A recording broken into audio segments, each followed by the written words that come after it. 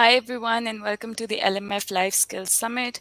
We are very excited to have you join us. So please connect, share your thoughts and questions, and get ready to get advice from our incredible guest speakers today. A quick introduction of myself. I'm Elena. I'm an electrical engineer by profession, and I'm currently working as a product manager. I got involved with Like Minded Females Network back in 2021 as a mentee, actually, and then I started contributing to their blogs, making masterclasses, among other things. And I'm really excited to be here today, moderating this exciting panel with our exciting guests. LMF Network is on a mission to level up the confidence and careers of women and professionals globally. And the goal is to build the confidence and careers of 25,000 women by 2025. LMF has the UK's largest mentoring program. It has an amazing hub of masterclasses, a well established network of individuals wanting to level up, and most excitingly, it has a new product which is launching this year, which may just change the world. This is why LMF is hosting this summit, which is filled with insights, with tips, with advice from professionals across different industries, different fields to help you level up your career. So, without further ado, let's get started with our panel exploring the question: Are you an analytical thinker? So, I'm going to get started by introducing our extremely talented guests today. We have Rakia Suleiman, who is a product manager with 5 years of product experience. She's currently working at Framestore, where she contributes to creating a range of technical products and services that bring the next generation of VFX to life. She's also an advocate for diversity in the technology space and is an ambassador for women tech makers and member and communication chair at Black Product Managers Network. Next, we have Laura Robertson. She's the Director in Digital Transformation at Zuckerft Consulting and a leading expert in robotics process automation with a proven decade of delivery experience in technical, educational, consultancy, NFP, and public sector environments to help achieve hard and soft benefits. She helps organizations design, develop, and implement streamlined processes for revenue generation and cost savings using tools such as robotics process automation and linguistics. And lastly, we have Rima Wadolia, who is the founder of People of Data, which she decided to launch after 7 years in multiple roles as a data whiz. Through this organization, she seeks to create a world in which data can be used as a springboard for understanding the real people that data represents. Rima is confident speaking about data strategy, analytical exploration, data collection, and governance. We're really excited to have all three of you here, and I'm going to begin by first thanking you for taking time out for the LMF Life Skills Summit and meeting with us to talk about analytical thinking and sharing your insights and advice from years of experience. It's unsurprising to see strong analytical things frequently listed as an essential requirement on graduate job description and adverts in nearly all industries these days.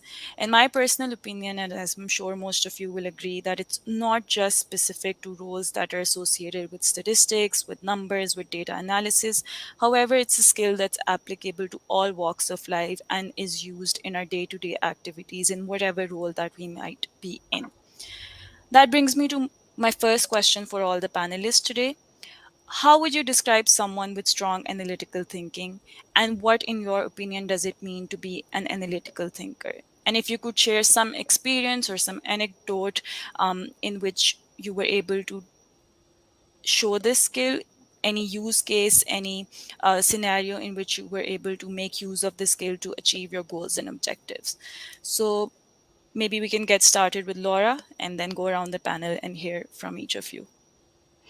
Yes, of course. So for me, being an analytical thinker is somebody that's simply not sure about the what and the why in a process and really wants to gather the data, do the analysis to find a potential solution. How that translates into a technical skill is somebody that is able to formulate a hypothesis and be able to test it out. It's also somebody that's a natural problem solver. They want to solve a problem through using certain tools or technology or processes. And maybe it's even somebody within your network, your friendship group, that's able to resolve conflict even. It could even be on that level, because we often forget with all this hard data analysis that there's softer analytical skills. Even with the Myers-Briggs personality types, there's a lot of research and statistics that have gone into modeling people's behaviors and their motivations. And it could be you have somebody like that that can move the agenda along for an organization. I would also say somebody that is able to question their own assumptions, but somebody especially that has that emotional intelligence, that EQ, not just to be empathetic, but to understand when you're presenting your data, what impact that might have on somebody. And I would say the last point is really somebody that's curious, really curious to understand the particular scenario, but also has the courage, because you may find something that is really shocking for the organization, that really challenges the status quo. So it's somebody that has that courage to be able to then present it. That's a great insight. And I think what you said about having empathy and also having a certain degree of EQ, because it's not just about data, but it's also about dealing with complex situation. I think that rings very true. And thank you for that. Rakia, do you want to add on how you were able to build analytical skills in your experience, or any business use cases, or any experience that you've had in which analytical skills have helped you accomplish your goals? Yeah. So as a product manager, I'm constantly using that skill set because it involves identifying different patterns. You know, you're speaking to different stakeholders, users, sales, data, people that have different ideas and data. So being able to collate all of that and sort of make informed decisions based on that data is really important. So, for example, if I'm making or developing a feature, I need to understand what would have the most impact for the user. So it involves just deducing that data in a very logical way, picking out the right insights, and then using those insights to then create something that's impactful. So I would say it's really important in my role to look at quantitative and qualitative data as well. So not just the numbers and the math, but also, the other feedback, looking at people's feedback online, or looking at, Google Analytics to try to understand certain trend patterns. So I would say that's what involves being an analytical thinker from my perspective. And that's what I've used in my role at the moment as a product manager. As a product manager myself, I couldn't agree more to that. So it's not just about the quantitative aspect of analyzing that data, but very rightly said, it's also about looking at the data qualitatively. Thank you for that. Moving on to you, Rima, who is an analytical thinker in your perspective? What kind of qualities does an analytical thinker have? Yeah, so kind of just echo all of what Rukia and Laura have said, just to add that I've kind of arrived at analysis as a thought process through being a data analyst, which I guess is kind of feels like the traditional thing of using data, which is heavily associated with analysis and analytics. But when I first applied to that role, 7 years ago, was that I just saw a job spec and thought, well, I don't really know what to do, so I'll do this. It says problem solver, it says team worker, it says all these different things that I feel like I can do. And then when I went into that analytics and data analytics space, it was really just like natural for me then to be asking lots of questions, and that was a person that I've always been as well. So I think that's what an analytical thinker to me is that it's so often paired with data, and that is important and almost annoying to me that I'm so heavily involved in data, because of course I'm going to say that, but I think anyone can be an analytical thinker. It's just about asking lots of why questions, making sure to just think critically as well, and to take two things that might seem separate and just think about how could these two things be linked. And I think that's where, when I started with data analytics as a graduate, I was then taking the business problems and saying, like, but why does data actually matter here? And that's, what's created some success throughout that time. Awesome.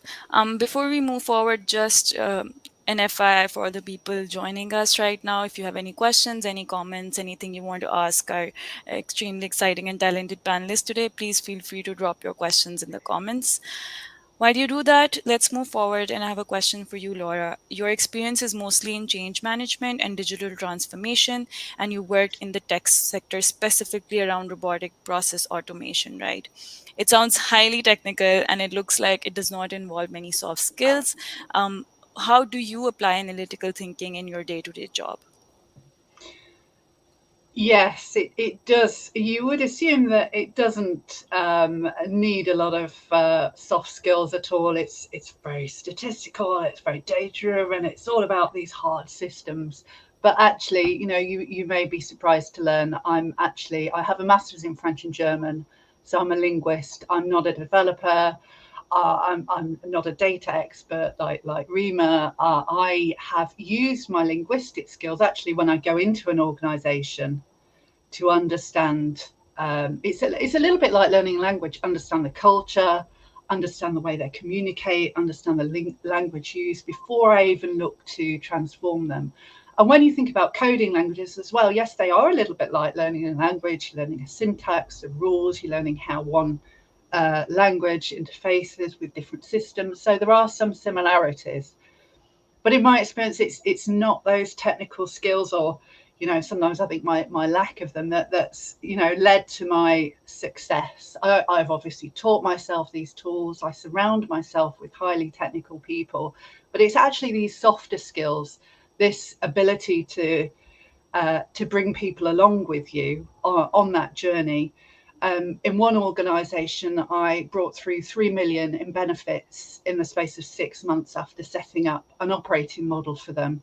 And that wasn't because of my technical skills at all. That was because of the empathy and also the ability to move that agenda forward. There was a lot of hard work, fun along the way as well. But it's never, in my experience, that technical skill that has led to those successes. But at the same time, I embarked upon an MBA in 2011, and that taught me how to be a bit more analytical and how to be less, well, based on my experience.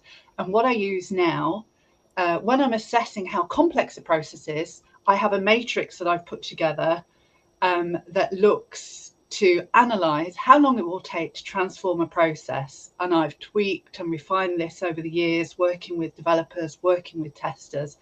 And it gives then my clients that understanding that I'm not just shooting from the hip, if you like. I'm taking it on a data-driven approach of how long it will realistically take to transform a process. And I'm reading an interesting book at the moment about, it's called Out of This World, how NASA creates the best teams on the planet. What could be more analytical than rocket scientists? But the author talks about technical truth and moving away from shooting from the hip, taking, just saying, well, based on my experience, we should do this. There's some very obviously expert gurus at NASA, and people think often, based on what they say, their word is almost the word of God, and don't query, don't question it. But when you're being analytical, you have to have that courage. You have to be able to query what the data says to get to that technical truth. At the end of the day, the technology that I use, I've learned it myself. It's relatively simple to use in comparison to other coding languages out there. But you can analyze a system, you can write a procedure, you can document a technical spec. You can, if your code goes wrong, you can debug it. You can't debug a human, and that is far and away the most complex thing. It's the changing hearts and minds that's really, really the most complex. And that's sometimes where organizations become unstuck. They think somebody has to be 100% technical to be able to operate in this environment, and that's not true. You need those other softer skills. And another point I'd like to make, when we're presenting our data, sometimes we see it on the page. We see, how can somebody possibly deny all this evidence, all this data? This is the right initiative. We've got to move forward. What aren't they getting? And sometimes we forget about the way the human brain works. And we don't all need degrees in psychology, but I think Rima and Raki, you were both talking about why, and it's getting to that why. It's understanding why the data is important. I was trained in Six Sigma back in 2008, and it's asking those whys again and again. Why is this data important? What does it mean to you? And it's why a lot of the tools out there, you've got Lean Six Sigma, You've got Tim Brown's design thinking that concentrates on empathy. I was also trained in systems thinking. I sent myself on a self-funded course because I wanted to understand what hard systems methodology and soft systems methodology was. And underneath all of these frameworks is the need to put your stakeholders in the middle, understand their key drivers and motivations, and be empathetic towards them in order to move things forward. So, I would say when you're presenting your data, think about what your stakeholders are saying or doing. Think about what they're feeling, what they're saying, what they're seeing. Think about what's in it for them. What do they gain? But the most important thing is think about their pain points. Why do they need this data? What happens if they don't have it? And think about when you're presenting your data, why do you love being analytical? And convey that passion to your stakeholders. I love what I do because I love using the latest tools and technology to avoid wastage and create value for my organizations. For me, it's not about creating more revenue for the planet. It's about avoiding wastage. So that's some of the ways that I've deployed that analytical thinking, and look at showing why your data is important, look at the pros and cons of your data, look at being able to formulate that hypothesis. We have Simon Sinek as well, who talks about why. I think a lot of us will have heard of that. Think about not just what you do, but why you do it, because it's this. He talks about the limbic brain being responsible for driving people towards behavior. So think about what your stakeholders may fear and how you can help them move an initiative forward. That's great insight. And I think it's very true that sometimes if you're thinking from too much of a technical mindset, you tend to not see things that other people might. And that comes from bringing a different approach. So sometimes not being too technical is really what brings that fresh mindset and helps you address a lot of the pain points and the challenges. Thank you for that. Moving on, I have a question for Rakia. You have a great interest in using technology to solve user and business needs. What role do analytical skills have in product management, and how can professionals get more comfortable and confident with understanding and using data to solve problems? Like we talked about, a lot of our data is qualitative and not so much quantitative. So, what are your suggestions around using that data to be able to drive strategic business decisions? Yeah, I would say analytical skills are like the bedrock of like effective product management, and it empowers product managers to understand user behavior, understand the market trends, but also extract insights that would then align to the business goals or strategic goals of like the company you're working for. So I think in this case, just being able to leverage that is really important, and having that analytical skill set helps me as a product manager to do that. And I would say that we live in a world where user expectations are changing very rapidly. Like we're seeing advancements in technologies as well. So being able to streamline all that data to keep it relevant and impactful, like how Laura said, is super important. So making sure that you're being empathetic. You use the data, but also use your intuition, use your creativity as well to leverage all of that to deliver impact. So that all involves, being analytical, in my opinion, as a product manager.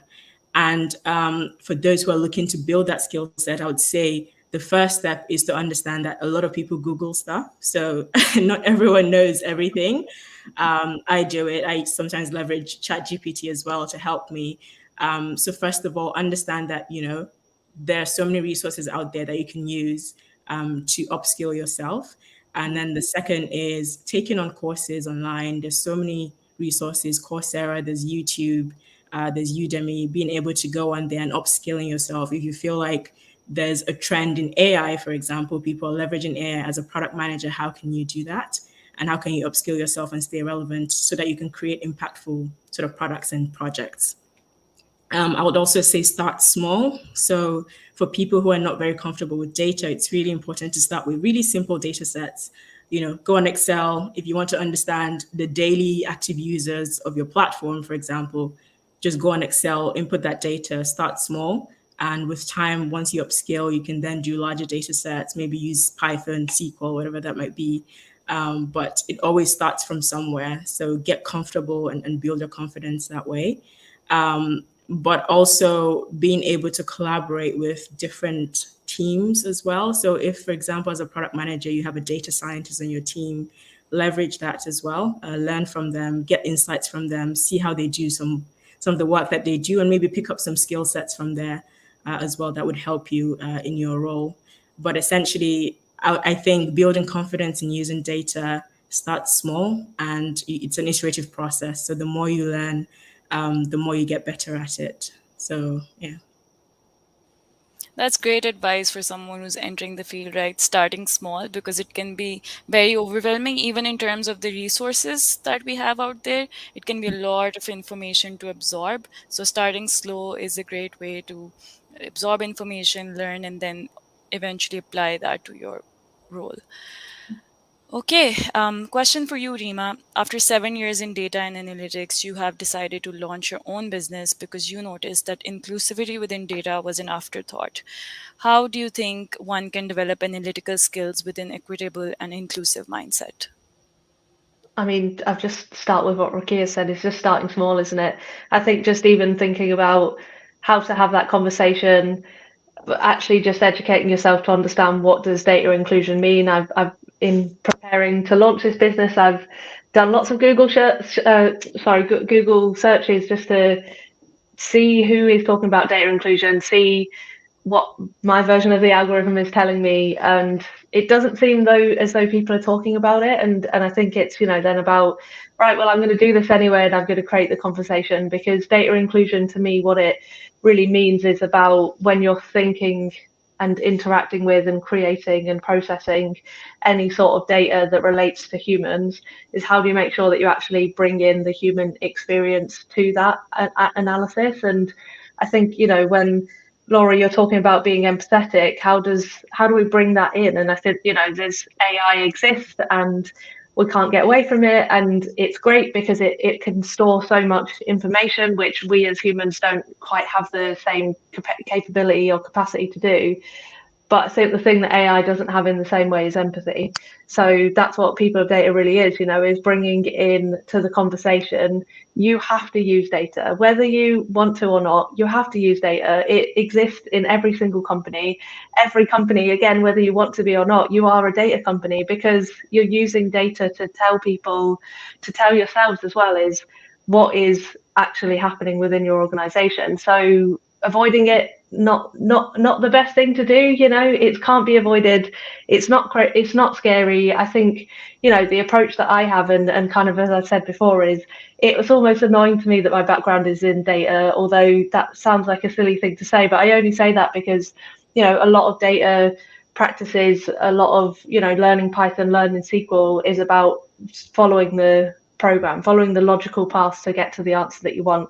But the best places, or the best practices that I've seen around data, are the really creative ones. And Rakia, when you talk about going and sitting with your data science, don't just think you're going to learn from them, because they should also be learning from you about what's your perspective as a product manager, and how do you bring that into the work that they're doing as a data scientist, because that should give them the context to be able to use their algorithms in a way that they actually understand, like, what's happening within our organization, rather than, I know that this is the shiniest thing to do as a data scientist. It's useless without that context. So I'm really excited to launch People of Data. I'm naturally quite terrified, but in the best ways that make sure that I'm going to do this to the best of my ability. And with those things is I'm just bringing empathy, I'm bringing the energy of starting small, but growing for it to be big, and for people to really when they're using data and they can see, okay, we're looking at a protected characteristic here and information about that. What is that person actually going to feel? Like, let me just put myself in their shoes just for a microsecond. Because again, I don't have a time machine. I don't necessarily have a way that I can create more time for people. But if we can just take even half a second just to think about, okay, what does it actually mean? Like, what is the impact of me looking at this data in this way? Yeah, that sounds awesome. We briefly touched upon utilizing artificial intelligence when Rakia was talking about how you can use these resources while doing product management, right? what do you think is the future of analytics, and what does it look like with AI? So that's a question. Anybody wants to go ahead? Yeah, I think I'll just carry on, I suppose. I think the thing is that ChatGPT is as good as the question that you ask it. Mm. And that's the same with a lot of the other AI things as well. It's as good as the knowledge that you're giving it, because it will take all of the masses of information it has and then apply it to your framework. But if you're not asking the right questions or adding the right feelings in there, ChatGPT is trying to be friendly by saying, hello, I hope you're having a nice day, or whatever it says. But how do we actually take that then and say, let's add the empathy that we know exists in this problem? And if you're using ChatGPT, making sure that that is there in that context too, and don't just take the answer and copy it and send an email without reviewing it. Make sure that you're actually checking that this feels like it makes sense. But I think analytics is, as we've discussed already, is a lot about asking the right question, or a lot about asking questions. So in the world where AI is everywhere, let's just make sure we ask the right questions and the well thought out questions as well. Yeah, I agree. I don't think there is, in my opinion, I don't think there is anything to fear from this technology. There is everything to gain. We are still humans. We have those empathetic skill sets before we even look to press on the button. For example, there was a lot of bad press around robotics a few years ago. There was an assumption that everybody's jobs would go, even though we had mobile phones, and nobody lost a job when mobile phones came along.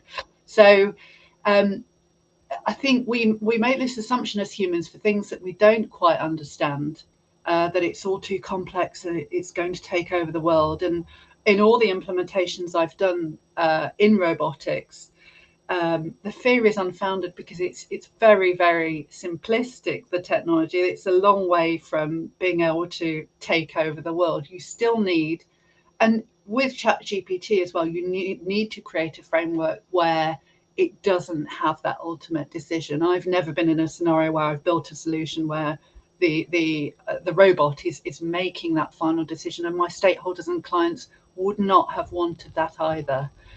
So it's making sure you build the framework around it. Don't be fearful. Do a bit of research yourself. It's easy to pull down off the web and play about with it. But remember, still, you've got bots creating art and poetry now, but still, it's very much this, as Rima was saying, it's this empathetic quality. And I think, Rekhi, you were talking also about creativity and innovation. We're always going to need that human element to interpret what we found.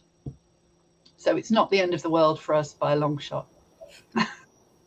Yeah, I think Riemann and Laura have covered everything. I think AI is, when used right, can help and support, but at the end of the day, as a human, you need to add that creativity and intuition. Otherwise, you're just copying and pasting information online, and not really having as much impact. So I would say keep the balance between that, and then using, how can you leverage data, automation, AI with your creative insights to then deliver impact. So that's the key thing. Right. So as long as we have some kind of value addition as humans, and we have that empathy in analyzing the data that we're looking at, there's nothing to be afraid of. I want to go ahead and ask all of you to share some advice for professionals who are about to enter the workplace, or they're looking to enter a field that is more analytical in nature, maybe a data analyst role, or just generally a role that utilizes analytical skills. So, Rima, if you want to go first. Yeah, sure. So kind of just echo what Rukia was saying earlier, is around, go and Google stuff. I don't remember, and I'm saying it out loud, I'm saying it, is I don't always remember how to work out percentages, right? And I have a maths degree and all of this stuff that says that I should know how to do this. But sometimes it's quicker for me to just Google it and let Google do the work. And that's because then I can use my brain space in another way. And so, when you're learning the technical skills around Python and SQL, go on YouTube, go and find, it's free, go and find something that is going to walk you through how to learn these new skills.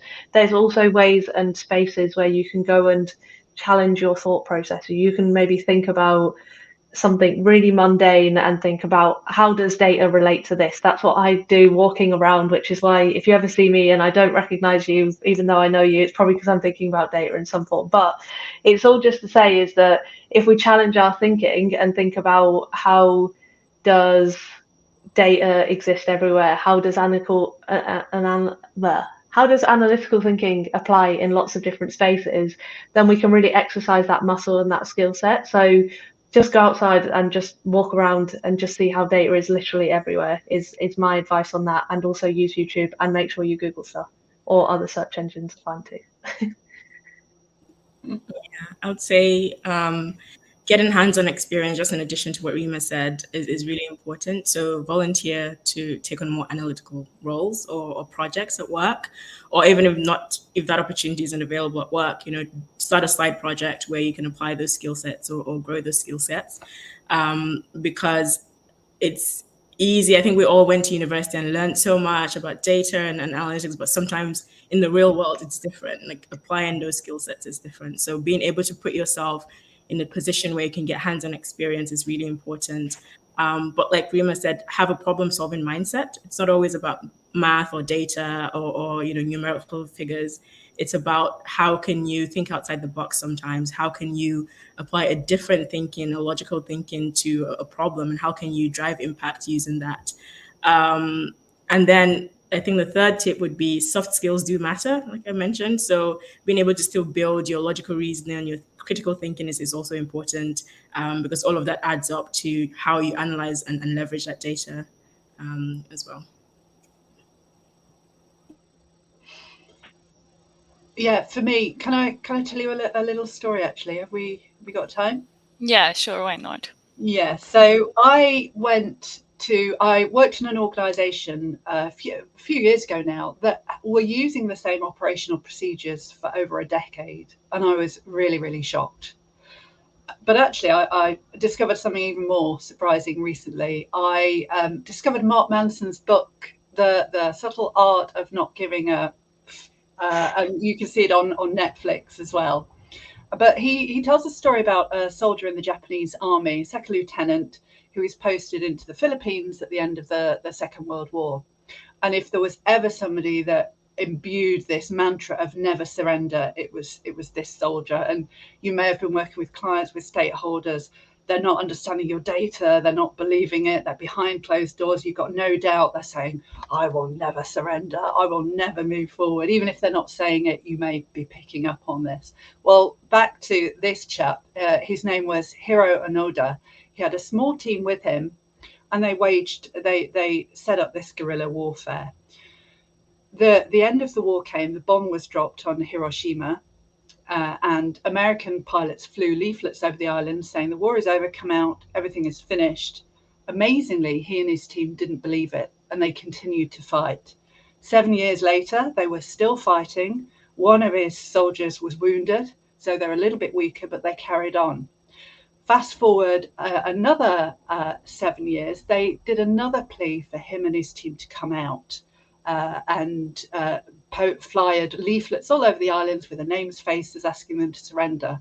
For some reason, they still didn't. They were still so convinced of their worldview, so adamant that this was all a hoax, it was a conspiracy. So no matter what amount of data was presented to them, they didn't believe it. There was a third and final try from Onoda's brother this time. He was sent into the jungle, called out his nickname, sang songs from his childhood. Still, Onoda thought this was a hoax. It was an actor. It was somebody that was dressed and sounded like his brother, still wouldn't come out. And then fast forward now, all of his, I think it was the mid-60s, all of his comrades were killed. He was now alone on his own in the jungle. And there was a chap that became really obsessed with this. I mean, listening to it, why wouldn't you? He was called Norio Suzuki.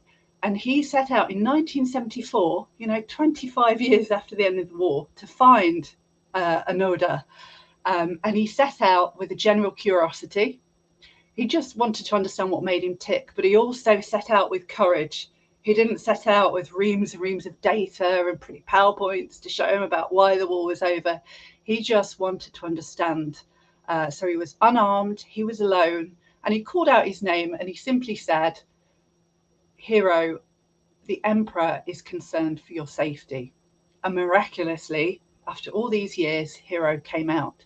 So the lesson there is it doesn't matter how much data and evidence you provide your stakeholders, you really need to get to what they fear. For him, it was potentially the view of the Emperor, and also, that their pride, his pride in his duty. That was eventually what brought Hero out of the jungle. And for me, it's using tools and technology to change the organization. It's about helping them to change, making an improvement. It's not about showing off your technical prowess. And in my experience, um, it really doesn't matter how technical you are. Yes, you need to have the aptitude, as Rakia was saying. You need to be curious and be googling, and Rima was saying this as well, and be confident in the data that you have. But it's not all about that. It's about being able to bring people along with you on that journey. Continuing that same train of thought, we actually have a question from one of our attendees, and she's asking if there's any advice for people who are coming from a creative background and then they're switching to an analytical job. I think the advice that I would give is just around researching the different types of analytical jobs, because again, like I say, I've come from data and analytics, which feels like maybe the obvious ones, but there's business analytics, which is so, like, I know an absolutely brilliant business analyst who makes me think about things in such a different way, and that comes from that person's creative thinking and the way that they look at problems from a different way. So I'm sure there's a really long list of different like analytical based jobs, and kind of, as Rocky, you said earlier as well, project management is like really built upon being an analytical thing as well, that you require data, but not just data is the analytical mindset. So I guess the question was about advice, right? And so just remember that analytics is really important in lots of different spaces, and the creative background that this person has is just probably going to be, I think, one of the best starting points for being in an analytics role, because you're going to do all of that stuff around thinking outside of the box naturally, and that's what analytics needs. Is that is more difficult to teach. Hopefully this person's heard this before, but if not, and it's more difficult to teach creative thinking and these kind of softer core skills than it is to teach someone how to do SQL. So just good luck, and if you want any advice or help, just I'm happy to have a conversation about it as well. Yeah, just to add to what Rima said, yeah, first of all, identifying where within that niche space you want to fit in, and what analytical means to you. But also, we tend to forget sometimes we have transferable skills. So I think what would really help is to list out the skills that you think you have and seeing how they apply to whatever role or dream job that you want. So being able to then hone those skills, but also identify gaps that you might have, would help you in that area. So yeah, just understanding your strengths, your weaknesses, and then sort of finding how to fill those gaps. So yeah, I'd say the first tip is to list down what you think your strengths are. Yeah, totally agree with that. I mean, if this person is from a very artistic background, one of the tools I've used is Rich Pictures, which is part of soft systems methodology. And this is really drawing up a cartoon of your stakeholders in that scenario and understanding where they're coming from. And that you can use. I've used it in the past to then build a potential prototype for an organization. But what you're using there, you use this mnemonic called CATWO, which is very simple to understand. You don't need any hard technical skills to do it. CATWO doesn't mean how ill is my cat. It stands for your customers. Who's your customer in the middle? Who are the actors in that scenario? What transformation are they going through? And what's their worldview? Are they really not wanting to change? What are their objectives, and what environment are they operating in? And you can then share that with your key stakeholder and say, look, this is how I see the situation. Have I got that right? What needs to be tweaked and changed? And that's still a way of being analytical and can lead on to further improvements. That's quite helpful advice from all three of you. I know we've briefly talked about using Google, other search engines, Coursera, YouTube to learn and access different resources. But we have another question from one of our attendees who's asking if there are any other courses or specific platforms that you guys can recommend that can be used to learn analytical skills.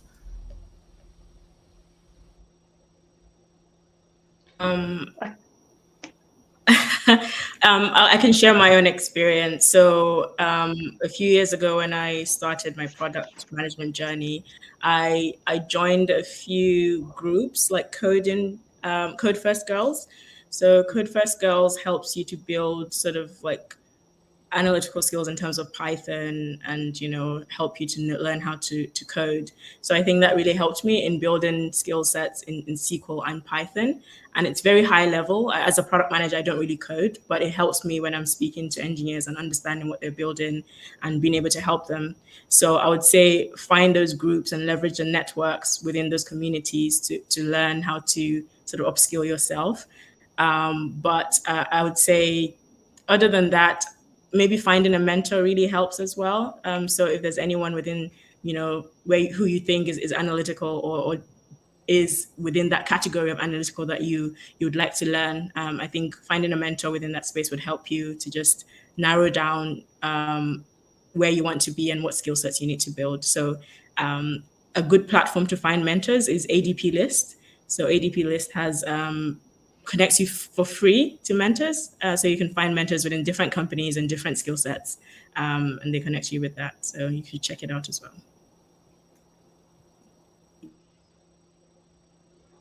Yeah, I would echo the networking very much. So it's how I've learned what I've learned over the years, because you go with an open mind, you go to understand how somebody works, what they do, and you just listen and you take it in and you think, well, I like this bit, I don't like this bit so much, I'm going to go and find out more about that. I would say, it depends really. Do you want to be a developer? Do you want to be a data analyst? Do you want to be a business process improver? And when you list out your strengths and weaknesses or your core skills, that may naturally come to light. As Rakia was saying, look for a mentor. If anybody needs advice, all of us, I'm sure, are open to give you a few tips and hints as well. But really think, do I want to go down the Python SQL route? Is that really for me? Do I have that developer mindset? I know personally I don't. And it took me a little while through playing with the dev to find that out. Or do you want to be a business process improvement? And then you're looking at, different analysis types. You're looking at the British Computing Society, a business analysis skill set potentially. Or you're looking, if you want to get really statistical, you could do something like Six Sigma, which is very statistical way of making improvements. I just add a couple there. Code Academy is also a really good one, and I think has a lot of free stuff on there. Another thing is, obviously a lot of things are remote now, which is great because it makes it a lot easier. But find a group. There's groups that exist. In Leeds there's a Python-based one, which I can't remember the name of. In Edinburgh, there's a product think tank type group, which isn't necessarily data, but it's quite interesting to go into that space and think, how does product management exist, and what are some of the challenges within that space. So the other thing I would say really is just to think about how analytics goes into wherever you are already working into, because I think everyone is, again, maybe they don't identify as this or not, but everyone is an analyst in some form, because they're taking, multiple things and deciding what they're going to do about it. So on a day-to-day basis, we, maybe this is a bit too profound to say, but we're kind of all doing some analytics because we're making decisions. So yeah, I just think that's the key thing is Code Academy and getting someone to give you feedback. I've seen a couple of times on LinkedIn recently, people have just put data visualizations that they've been working on and just posted it and just said, any feedback welcome. Amazing. What a scary thing to do, but also so exciting. And do the scary thing, because you never know what conversation that will start. You never know how your thought process will be challenged. But yeah, just sharing and getting feedback and finding spaces to grow. So yeah. Yeah, that's great advice. And while we're talking about mentors, LMF has an excellent mentoring program. I was actually part of the mentoring program as a mentee, and it was extremely helpful in just giving a sense of direction to what I needed to do to get where I wanted to be, right? Set those goals and then set those uh, timelines and also the action points that would help me achieve my goals. This brings us to the end of our panel. Thank you, Rakia, Laura, and Rima, for your time, for your valuable advice, and all of your insights. Thank you, everyone who joined us. Remember to get back online for the next panel, which is on how to be a master problem solver, which starts at 2 p.m. with more brilliant speakers. And also, please don't forget to follow LMF Network on socials. We are constantly churning out resources to help you build your career and confidence. And for everyone who's watching and listening, LMF wants to give you access to their new product for free before they launch it to the market. So if you're interested, you can sign up using the form that is being shared by the team in the comments. And that's it. Thank you so much for joining us. Thank you for your time to our amazing panelists, and see you soon. Bye. Thanks, everyone. Thank you. Thank you. Bye Bye. bye.